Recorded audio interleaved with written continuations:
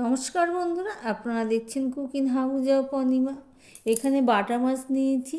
Of ক্যামেরাতে নুন হলুদও দিয়ে দিয়েছি, অফ ক্যামেরাতে বাটা মাছটা মাখিয়েও নেব। এদিকে দেখো একটা কড়াই বসিয়ে দিয়েছি। কড়াইটা ভালো করে গরম করে নিয়েছি। এবার দিয়ে দিলাম সর্ষের তেল। মাছ, মাংস, ডিম এগুলো আমি সর্ষের তেলেই করে থাকি, আর সর্ষের তেলেই খেতে ভালো হয়। দেখো তেলটা গরম হয়ে গেছে। এবার আমি দিয়ে দিলাম নুন। নুনটা দিয়ে আমি কড়াইয়ের চারদিকে দেখো তেলটা লাগিয়ে দিচ্ছি খুন্তির সাহায্যে।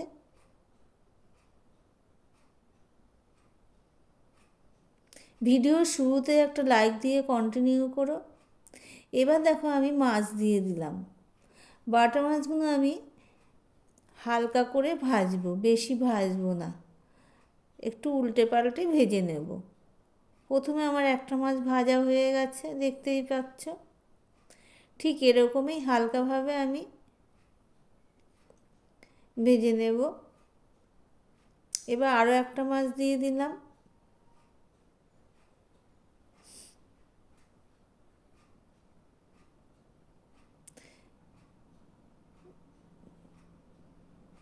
এবার পাশে আরও একটা মাছ আমি দিয়ে দিলাম। এবার এই আগের মাছটাকে আমি উল্টে দিলাম, একটা সাইড করে দিয়ে আমি এই মাছটাকেও উল্টে দিলাম। টাটকা মাছ তো, এগুলো বেশি না ভাজলেই চলবে। এবার পাশে জায়গা করে আরও একটা মাছ দিয়ে দিলাম। প্রথম মাছটা দেখো আমি তুলে নিচ্ছি। আমি ব্রোকলি দেব, তার জন্য দেখো ব্রোকলিগুলো ঠিক এইভাবে কেটে নিয়েছি। ব্রোকলির ডাঁটাগুলোও আমি দিয়ে দেবো মাছের ঝোলে। খেতে খুব ভালো লাগে। তোমরা যদি এইভাবে ডাঁটাগুলো না খাও তো একবার আমার কথা মতো দিয়ে দেখো, আমি কথা দিচ্ছি খুব ভালো লাগবে।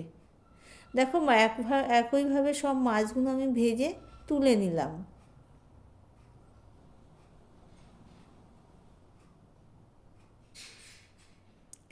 এবারে দেখো আমি ব্রোকলিগুলো দিয়ে দিলাম। এবার ব্রোকলিগুলো আমি ভেজে নেব।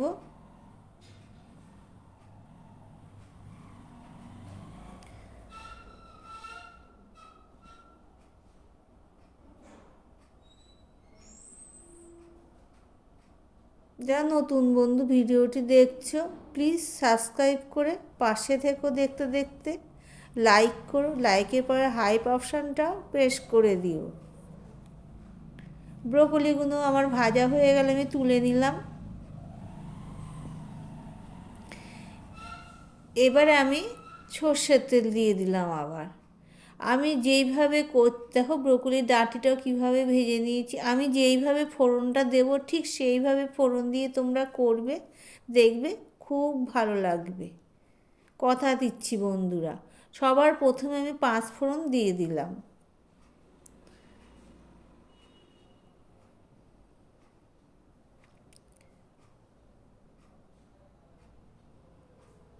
দেখো 5 ফোড়নটা হয়ে গেছে। এবার আমি দিয়ে দিচ্ছি পেঁয়াজ।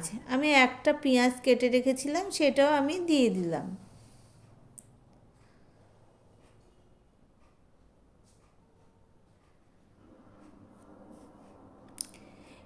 পেঁয়াজটা কিছুটা ভাজা হয়ে গেছে, দেখতেই পাচ্ছ কালারটা একটু চেঞ্জ হয়েছে।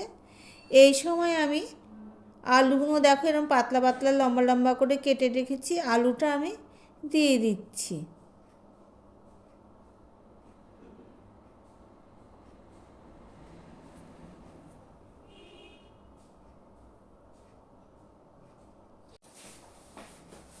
দেখো কিছুটা কালারটা চেঞ্জ হওয়ার পরেই আমি আলুটা দিয়ে দিলাম।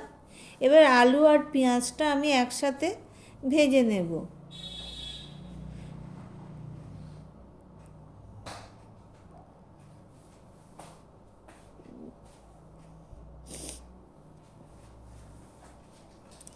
আমি সাথে 4টে কাঁচা লঙ্কাও দিয়ে দিলাম,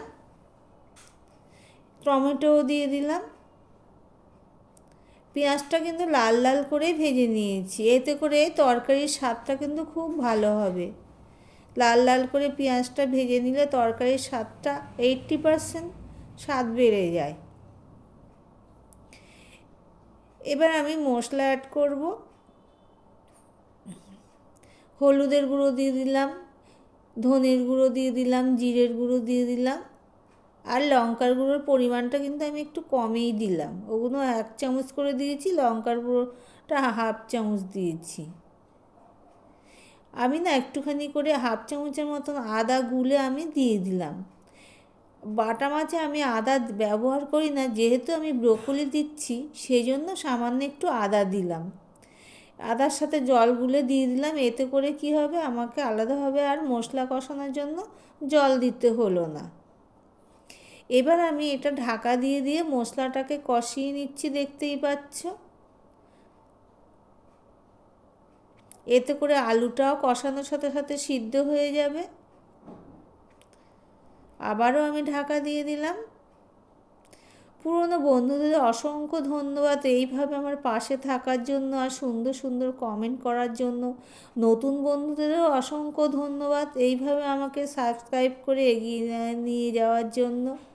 আমিও সবার পাশে আছি। এবার নুন দিয়ে দিলাম। নতুন বন্ধুরা যারা সাবস্ক্রাইব করছো, কমিউনিটি পোস্টে গিয়ে করো, তাহলে কী হবে, আমি সেই কমেন্ট ধরে তোমাদের চ্যানেলে চলে যেতে পারবো আর সময় মতন ব্যাকও দিয়ে দেব। দেখো মশলাটা প্রায় কষানো হয়ে এসছে, তেল ছাড়তে শুরু করেছে, দেখতেই পাচ্ছ। মশলাটা কষাতে হবে ভালো করে, তাহলে তরকারির স্বাদ ভালো হয়। এই দুটো জিনিস মাথায় রাখতে হবে। পেঁয়াজটা লাল লাল করে ভাজা আর তরকারিটা ভালো করে কষাতে হবে যতক্ষণ না মশলার গায়ের থেকে তেল ছাড়ছে। তোমাদের সাথে কথা বলতে বলতে দেখো আমি জল দিয়ে দিলাম। যেহেতু এটা আমি পাতলা ঝোল করব, সেই অনুপাতেই আমি ঝোলটা দিলাম।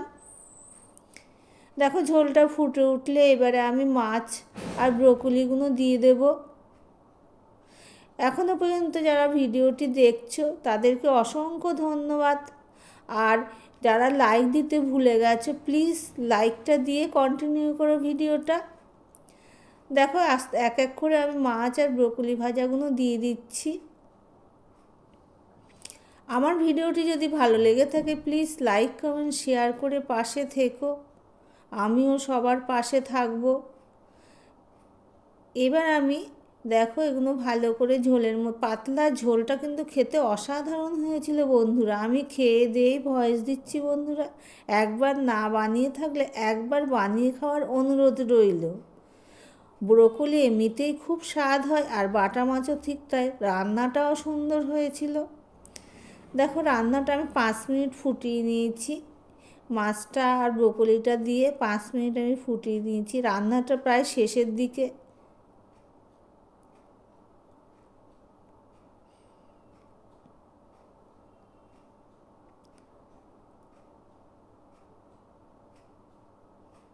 এবার আমি দিয়ে দিচ্ছি ধনেপাতা। ধনেপাতাটা দিয়ে আমি একটুখানি সময় ফুটিয়ে নেব। 1/2 মিনিট মানে 30 সেকেন্ডের মতন আমি ফুটিয়ে নেব। এতে করে কি হবে, যাদের গ্যাসের সমস্যা আছে তাদের আর সমস্যা হবে না। এবার স্ট্যান্ডিং টাইমে আমি ঢাকা দিয়ে রেখে দিলাম। এবার তোমাদেরকে দেখাচ্ছি, দেখো বন্ধুরা কতটা কালারটা সুন্দর হয়েছে, দেখতেই পাচ্ছ। এবার সার্ভ করে দেখাচ্ছি বন্ধুরা। দেখো পাতলা ঝোল বাটা মাছের। এই মাছের ঝোল দিয়েই পুরো ভাতটা খাওয়া হয়ে যাবে, এতটাই স্বাদ হয়েছিল। দেখো মাছগুলো একদম গোটা গোটা রয়েছে, একটাও কিন্তু ভাঙেনি। কম ভেজেছি বলে যে ভেঙে গেছে তা কিন্তু না। ব্রোকলিগুলোও দেখো, দেখতেই পাচ্ছ। তাহলে আজকের মতন ভিডিওটি এখানেই শেষ করলাম। আবার অন্য কোনো রেসিপি নিয়ে চলে আসবো।